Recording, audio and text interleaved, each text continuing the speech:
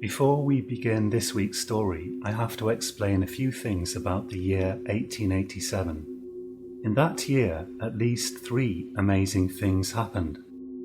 In Germany, Heinrich Hertz published the results of experiments that showed he was able to transmit signals via the recently discovered radio waves. He transmitted only pulses. Audio signals would not be transmitted via radio waves until 1906. Many at the time believed that radio waves were waves in a substance known as the luminiferous ether, which was believed to permeate the entire universe. In America, physicists Albert Michelson and Edward Morley performed an experiment that seemed to disprove the existence of the luminiferous ether, paving the way for Einstein's theory of relativity. Finally, back in Germany again, the chemical known as phenyl isopropylamine was discovered by Romanian chemist Lazar Edeleanu. This substance was to have a fascinating and rather dark history, but that's a story for another time. I mention it here because I believe that may have been the phenicamine to which my great-grandfather referred.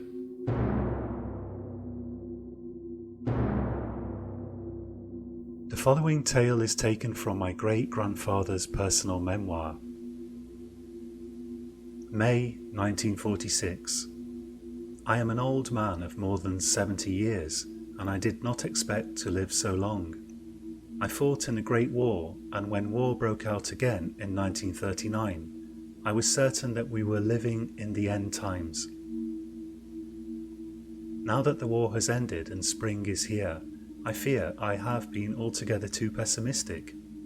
It is yet possible that future generations may thrive on this planet, and I have therefore decided to set down some of my memories in writing, in the hope that they may be of use or interest to someone, somewhere, one day. I will not start by writing of the wars, but by writing of a strange episode that may perhaps offer convincing hope of an afterlife to some, while also illustrating the terrible dangers inherent in contacting the spirits and demons that roam the outer voids. One of course may choose instead to view it as simply a cautionary tale apropos the dangers of overwork.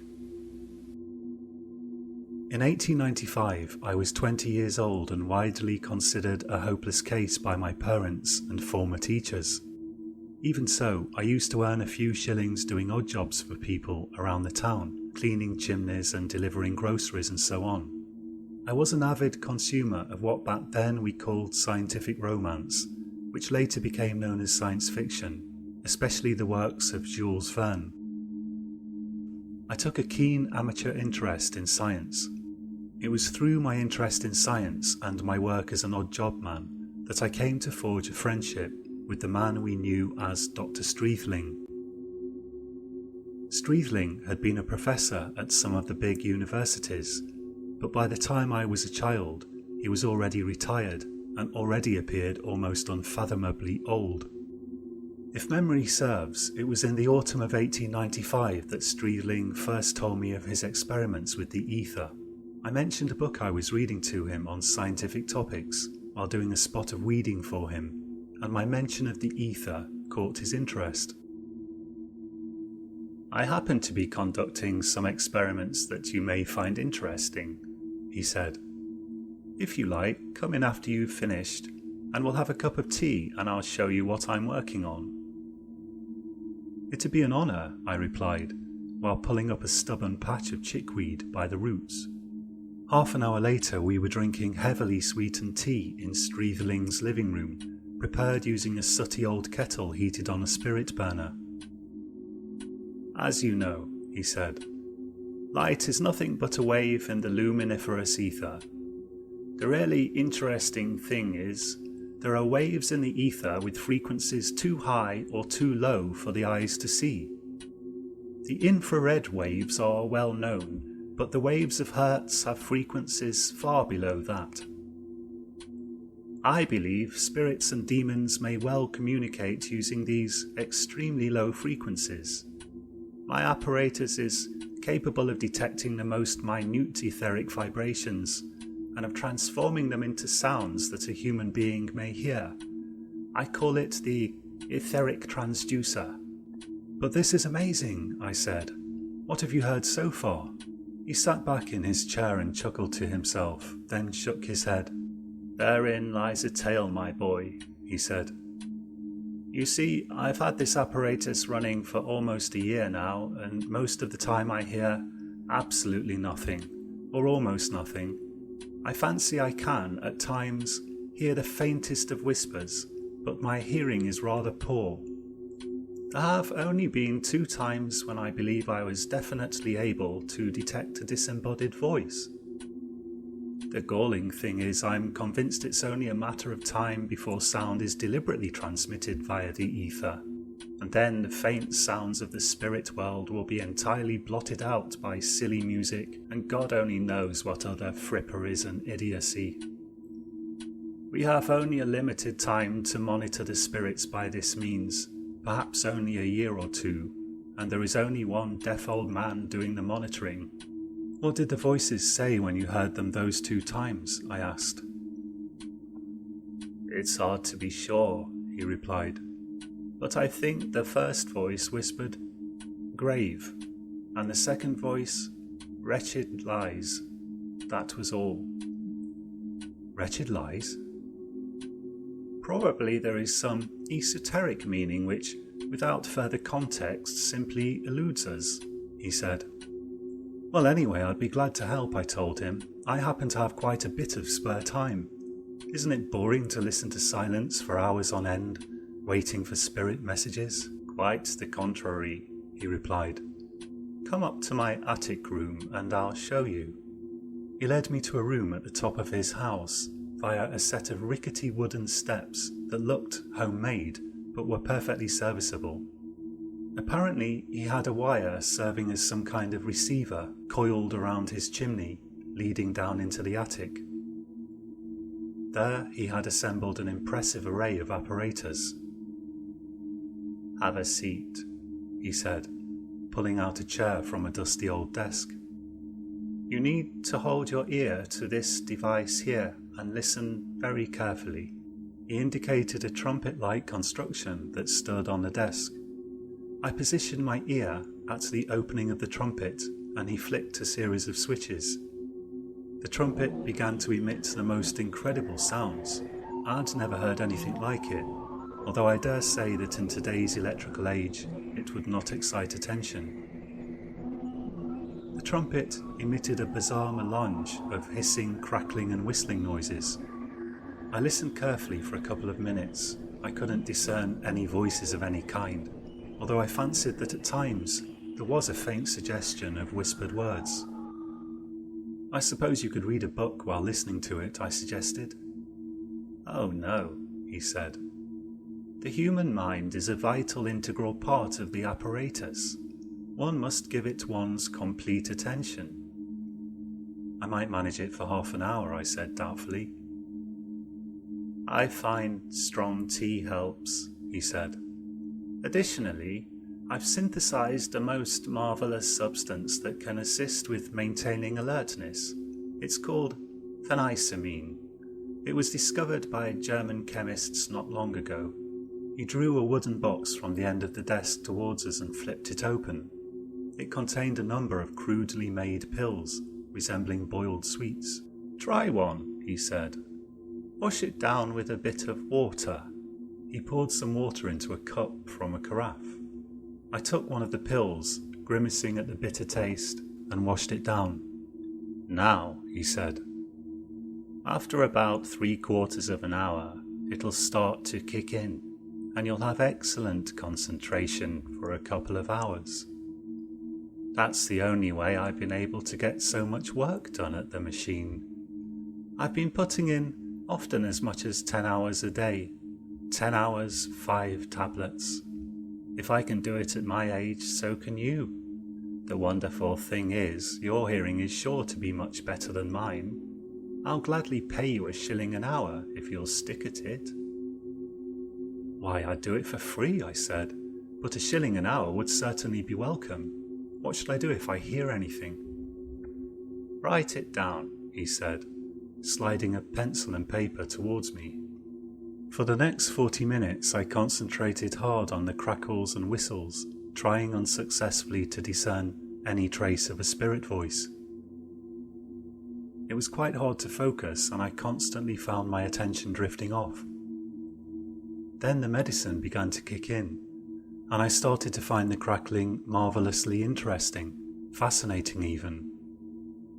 For the next 2 hours I listened with absolutely rapt interest, but to no avail. "The race is not to the swift," said Streathling, consoling me, "but to the persistent. I shall now take over. Why don't you come again tomorrow, or whenever you have the time? I'm grateful for you having done a shift at least. We must monitor the etheric abyss for as much of the time as possible while we still can." "How long will you listen for?" I asked. "Oh, I think I can do at least another 6 hours today," he said.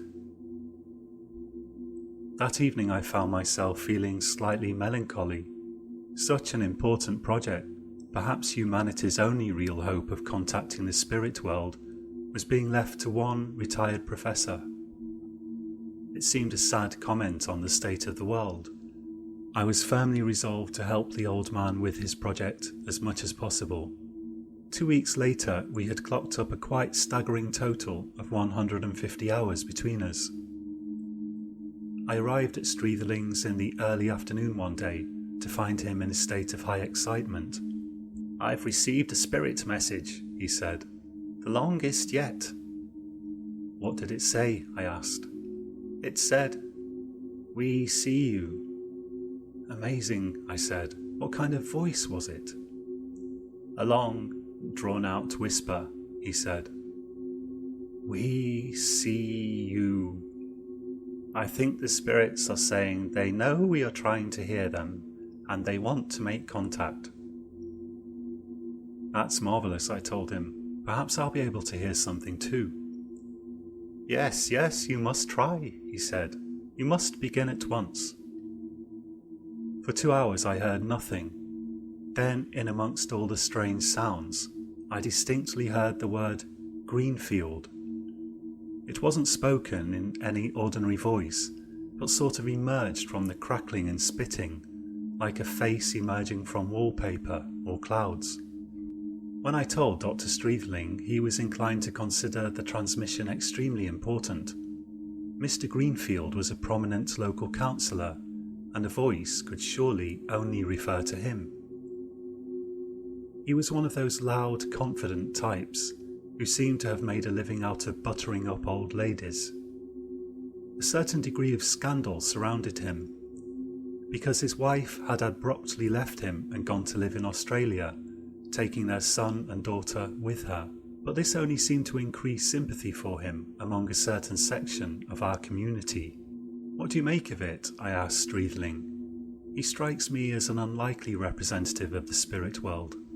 "Perhaps the spirits have some instructions for us involving Greenfield," he said. "Something to do with local council issues, perhaps. I confess I had hoped for something a little more transcendent, but we must wait and see what emerges." After that day, we both began to hear an absolute profusion of spirit voices. It was as though some sort of cosmic floodgate had been opened. We wrote down everything we could, although sometimes the voices were too indistinct to admit of any particular interpretation, and other times they spoke so quickly that it was impossible to jot it all down. The writings we were collecting didn't make any obvious sense, and frequently appeared to be no more than collections of random words and isolated fragments of sentences without context. But we persisted. The only word we both heard repeatedly was Greenfield. Then one night, something strange and inexplicable happened to me. I was lying in bed awake, probably around 2 a.m, if I heard the striking of the church clock correctly. The room was lit only by the faint light of a gibbous moon filtering through and around the edges of the curtains. I suffered from insomnia a lot while working for Dr. Streathling.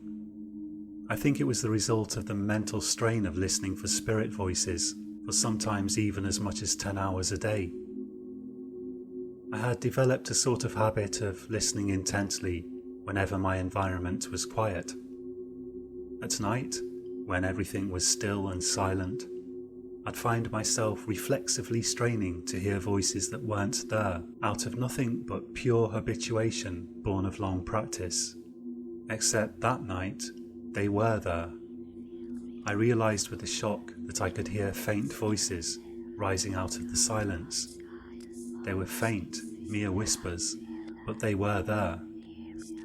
I could only think that I had inadvertently systematically developed my sensitivity to the etheric spirit world, to the point where I could hear their whisperings even without the apparatus. I lay in the dark, straining to hear the faint voices, almost involuntarily. Then I thought I saw a shadow at the periphery of my vision, but when I quickly turned to see what was there, I saw nothing. Terror began to mount in me as a series of fleeting shadows began to dance around me, always at the edge of my visual field. I thought of getting up and lighting a candle, but fear kept me pinned in my bed. 1,000 unsettling questions swirled in my mind. Were these perhaps the friendly spirits of long-departed ancestors, or were they demons escaped from hell, or something else? Frustratingly, I could make out only an occasional actual word, and the words I could discern were not reassuring. At one point, I distinctly heard the word kill, and at another point I thought I heard the phrase, "He must die." At a certain point I very distinctly heard the word murder, pronounced not in a whisper, but as if by someone in the room with me. I'm ashamed to say that my nerve failed me completely, and I pulled the blankets over my head like a frightened child, but the voices didn't stop, and if anything, only seemed to grow more insistent, although they remained for the most part completely indistinct. My skin crawled as I lay shivering under the covers, and I began to recite the Lord's Prayer over and over again, feeling that my only hope now lay in religious beliefs that I had scarcely taken seriously. Eventually, sleep mercifully overtook me. I awoke with a shout from the middle of some horrible nightmare to find the sun already shining through the curtains. In a half panic, I drew back the curtains, threw on my clothes, and left the house to pace about in the streets.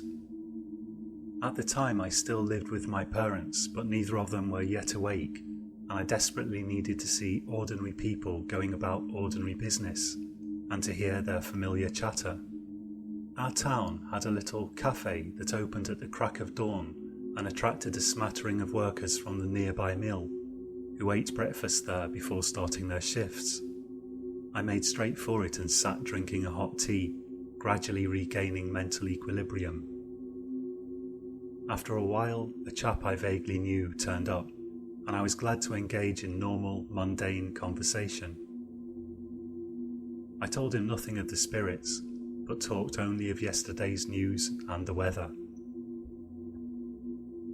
Once the sun had established itself a little more firmly in the sky, I made for Streathling's house. "I'm glad you told me this," he said gravely, as we sat drinking even more tea in his kitchen. "I've been having similar experiences. At times, especially at night, I'm able to somehow tune into the spirit world without the use of the apparatus. Doubtless we have tapped into certain latent abilities which everyone has, but of which few are aware. But how do we know these are benign spirits and not demons?" I said. I still hadn't completely shaken off the night's terror, and I felt almost like a small child being comforted by my father. "We cannot be sure," said Streathling, "but regardless, we need not fear. These entities have no power over the material world. We are only able to hear their voices and see hints of their forms due to our prolonged training at the transducer. Their being is in reality confined entirely to the etheric realm, which forms a kind of bridge between this world and the infinite universe of the immortals. Perhaps we should pause our research or stop it altogether, I said. I feel there could be some kind of danger in what we're doing in spite of what you say, Doctor. Nonsense, said Streathling, smiling indulgently. Of course, you're free to do as you please, but I believe that we are only now at the juncture of making truly important discoveries. The spirits are clearly trying to tell us something, and I believe it is our duty as men of science to find out what it is. Last night I believe I heard the spirits pronounce Greenfield's name again. Whatever it is that the spirits wish to convey, it has something to do with him. I believe we should confront him. Confront him? How? I said. It's possible that he is also in tune with the spiritual plenum, said Streathling. We must talk to him and find out what he knows. I can't say I especially relished the idea of talking to Greenfield, who would almost certainly begin whittering on about local political matters of no interest to me and trying to insist that I ought to vote in various obscure elections and referenda. But I at least welcomed the idea of doing something connected more to the world of people than the world of ghosts. Besides, I was earning more from Streathling than from my other odd jobs put together by then, and I was reluctant to end our association even on a basis of financial considerations alone. Greenfield happened to be holding a public meeting that day to discuss possible designs for a proposed fountain in the marketplace, so we decided to try to catch him as the meeting ended, around 8 p.m. I couldn't bear to spend more than a couple of hours listening at the machine after that horrible night, so I left Streathling's house in the morning and returned shortly before 8 in the evening. By then I was in a somewhat morose and reflective mood and was becoming apprehensive about the fast approaching night. From there we walked along the town's dark, quiet, cobbled streets, lit by a sparse collection of gas lamps, the silence disturbed only by Streathling's excited and almost unbroken soliloquy on the topic of the spirit realm, and the sound of the occasional passing horse and carriage. A considerable chatter reached our ears as we approached the town hall, and we saw that a lively crowd was already emerging from the meeting. Evidently the topic had provoked more controversy than one would think. Inside we found Greenfield oiling his way around a wealthy female octogenarian, doubtless hoping for a donation for one of his many causes. There was something about the man that I disliked intensely. He was superficially friendly towards everyone, perhaps even too friendly. Yet there was something in his manner that, to me, just didn't ring true. We waited politely until he made his excuses in preparation for leaving. Then we approached him. "Let me do the talking," said Streathling. I had no intention of opening my mouth, and had no idea what I might have said had it been otherwise, so I was perfectly happy to assent. "Good evening, Councillor," he said, striding up to Greenfield. Greenfield immediately proffered his hand in greeting. "Good evening, my dear Doctor," he said. "And Mr. Bailey," he added, turning to me and grasping my own hand in an absurdly vice-like grip. "What may I do for you? I'm just leaving actually, but I can certainly spare a minute if you want to discuss something." "What do you think of my proposed designs for the fountain? I believe they capture the spirit of our age rather well." "We've come to talk to you of a matter of some importance," said Streathling. "A rather delicate matter." "Oh," said Greenfield. "Surely you consider the fountain an important matter? It's going to form the very centrepiece of our town." "I've been instructed to say the word garden to you," said Streathling. That was the first I'd heard about gardens, but as I've mentioned, Streathling and I were receiving so many spirit messages by then that it was hard to keep track of them, and I certainly couldn't manage it myself. Garden?" said Greenfield, uncharacteristically stuttering. I looked at Streathling. He was wide-eyed, and frankly his manner was perhaps a little unsettling. "Garden," said Streathling firmly. "You know what it means." The latter sentence had something of the question about it when he pronounced it, but on the whole veered more towards a statement. "Garden," said Greenfield thoughtfully. "I'm sorry, I don't know what you mean. Who is this message from?" "From the Aether," said Streathling. "What do you mean?" said Greenfield. "I don't understand." "The message was given to me by the spirits, Greenfield," said Streathling firmly. "You must surely know what they mean." Greenfield regarded him curiously for a few moments, then, apparently arriving at a decision, he said, "Well, if you'll excuse me, Doctor, I am rather busy this evening. It's been a pleasure to chat with you. Thank you so much for the message." With that, he hastily collected his things from the podium at the front and made for the door. "Garden," shouted Streathling. Greenfield waved his hand without turning round. "Thank you, good night," he said. "I don't think he knew what you meant," I said. "Oh, he knew," said Streathling. "The spirits cannot lie. I only wish I knew myself what it means." Over the following months I observed a gradual change in Streathling. I continued to work at the etheric transducer, but less than previously. Since that horrible night, my heart was no longer in the work, and Streathling's behaviour was becoming increasingly irregular. Whenever I saw him, he would talk of nothing but ghosts and spirits, and he scribbled ceaselessly, writing a continual stream of ghostly information that he was apparently receiving without the aid of his machine. I found that the less time I spent on the work, the better I slept. Occasionally I heard whisperings in the darkness at night, and vague formless shadows hovered at the periphery of my vision, even sometimes during the day. But the less I worked at the machine, the rarer these experiences became. I realised that I simply didn't have Streathling's appetite for dealing with the spirits, and unlike him, I was inclined to feel there was something malign and unsettling about their intrusion into our universe. Streathling grew steadily paler and thinner, and I began to wonder if he wasn't on his way to shuffling off the mortal coil and becoming a spirit himself.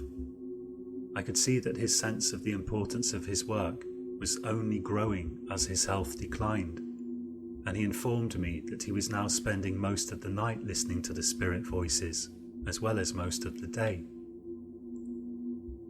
I tried to remonstrate with him. "Doctor, what use will you be to the spirits if you kill yourself with overwork?" I said to him one evening. "The spirits have an understanding of these matters that far surpasses our own," he informed me. "They know when the hour of death is destined to occur and when it isn't. It is my duty to serve them as best I can in my final years. Even now, they have further important messages awaiting me. Don't worry about me, dear boy. I am but a vessel of the universe." Such talk hardly reassured me, but there was no dissuading him. I could only hope that the spirits would finally spit out whatever it was they wanted to say, and then perhaps Streathling might be able to get a good night's sleep. It was a dark night in January when an event occurred that was so ghastly, so beyond anything I could have imagined, that I hardly dare put it in writing. There is no need to record the precise details of this event, many of which I myself am mercifully ignorant. Not even the more lurid of the newspapers dared to do that. Some things are best left unspoken, and better forgotten as swiftly as possible. It seems that Streathling went to Greenfield's house around 10 in the evening. 2 separate witnesses attested to having seen the pair of them, apparently conducting a rather animated discussion on Greenfield's doorstep. At some point during the course of the night, Streathling apparently murdered Greenfield with his bare hands and possibly his teeth. How a fragile old man like Streathling, who in the previous months had practically wasted away before my eyes, could have got the better of a robust man like Greenfield in a fight is beyond me. Even so, it is not the mere fact of the murder itself that sticks in people's minds and haunts my dreams at night, but rather the detestable and loathsome scene the police uncovered the following evening.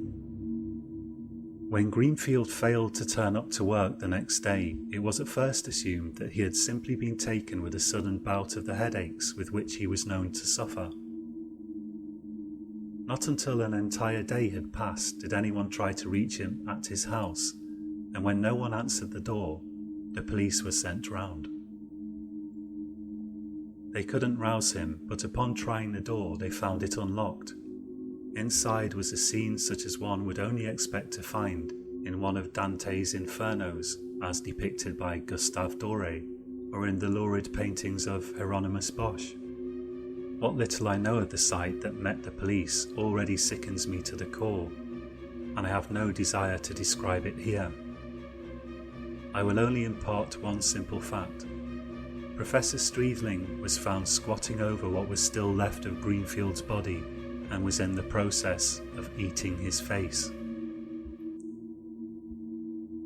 Streathling, of course, was determined to be completely insane. He was taken to the lunatic asylum at Manchester, where, according to rumour, he passed a year raving ecstatically about spirits and demons and ether before passing away from heart failure.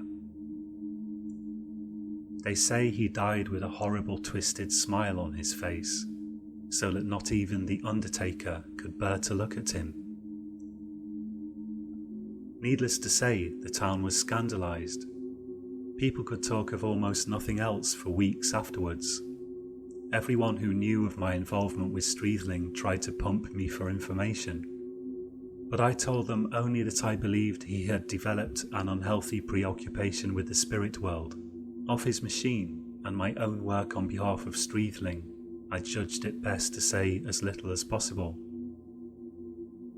And those few in whom I had confided were kind enough to do the same, lest I should be unfairly implicated in the whole horrible affair. Streathling was, naturally enough, judged a monstrous lunatic, and those who were fond of Greenfield cursed his name. It has to be said, in fairness, that those who disliked Greenfield, of which there were more than a few, were inclined to regard Streathling in a somewhat less harsh and unforgiving light, as a venerable elderly professor who had simply lost his mental balance due perhaps to overwork and reclusive habits. Not until 10 years had passed did an incident occur that, at least in the minds of some, cast that matter in a different light. The owners of Greenfield's old house at the time decided to build a glass house in the extensive garden, intending apparently to grow orchids.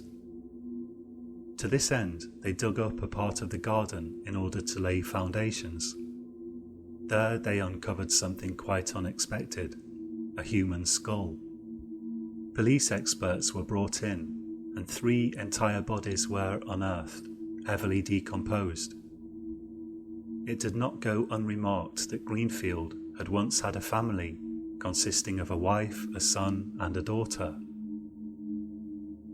Local dentists were consulted, and they were able to positively identify the corpses via their teeth. All 3 bodies bore unmistakable signs of heavy blows to the head. The conclusion was inescapable. Greenfield had murdered his entire family. He had been able to get away with it only because his wife had no living relatives, and he had convinced everyone that his wife had run off to Australia. As to his motive, that remains opaque. What possible motive could a man have for murdering his family? Greenfield was clearly a moral imbecile, yet cunning, as some are, having been able to successfully deceive many in the town as to his true nature. Certain rumours of affairs and associations with women of ill repute had long circulated, but Greenfield's numerous supporters had always dismissed them as nothing but jealous gossip. Streathling's reputation underwent something of a revision after that. There was talk in some quarters of erecting a small statue to him as an eminent professor and even a dispenser of divine retribution. But after all, he had indulged in unspeakable acts that went considerably beyond the normal remit of justice.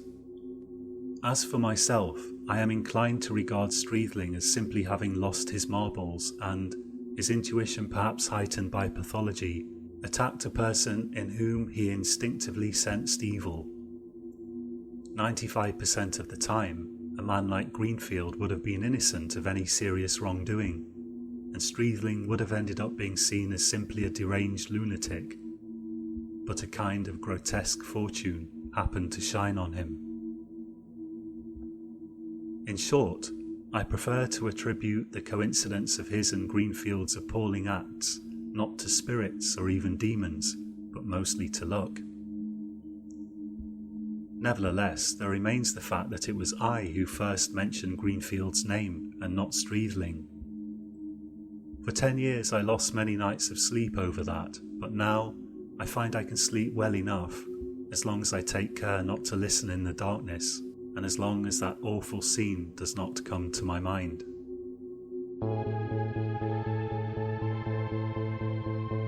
Thank you for listening. If you enjoyed this story, please contact the spirits and ask them to click the like and subscribe buttons. That greatly encourages me to write more stories, although whether that's a good thing, I leave up to your judgment. Comments are also very welcome. My name's John, and you've been listening to Science Horror, new episodes every weekend.